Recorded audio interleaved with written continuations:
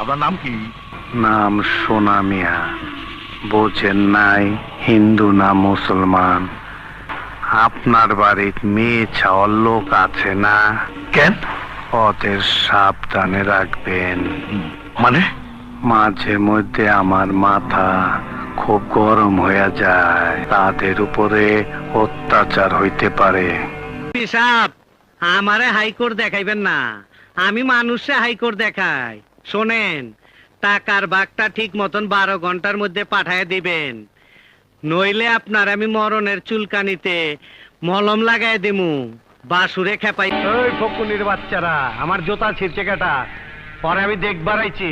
আমি তোর জুতা ছিঁড়েছি, দেখ, আমাকে ভালো করে দেখ। নাম আমার বাদশাহ। আমার ফোগা মারা শেষ। আপনাগা মতন ফকুনির পোলার নাম বাদশা বলেই তো দেশের আজ এই অবস্থা।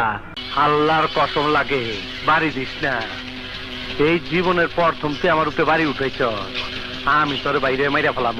ছোটবেলা এক স্কুলের মাস্টার আমার মারছিল, তারে কিন্তু আমি মাইরা ফেলাইছি। আমি কিছু করি নাই ভাই। ভয় নাই তো, তুই ঠিক মতন খা। তোর খাওয়া তো এখনো শেষ হয় নাই, এইটাই তোর আখিরি খাওয়া। পরানে যা যা চায়, আফসোস রাখিস না, খায় নে, খাকা, ভয় করিস না। সোয়াদি কাপ। কে আপনি? আমার বোনকে ধরে এনেছেন কেন? কাটিং টু ফিটিং করার জন্য।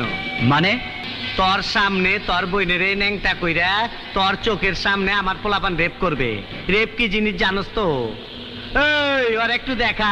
আপনি একাই বক্করের মতো ক্রিমিনালকে কাবু করে ফেললেন? মুক্তিযোদ্ধাদের দেশ স্বাধীন করতে সময় লেগেছিল মাত্র 9 মাস। অপেক্ষাকৃত শক্তিশালীদের বিরুদ্ধে যুদ্ধ করতে আমরা ভয় পাইনি। আর একজন সামান্য ক্রিমিনালকে কেন ভয়? জজ সাহেব, আমিও মুক্তিযোদ্ধা ছিলাম স্যার। ও যা বলছে সব মিথ্যা কথা।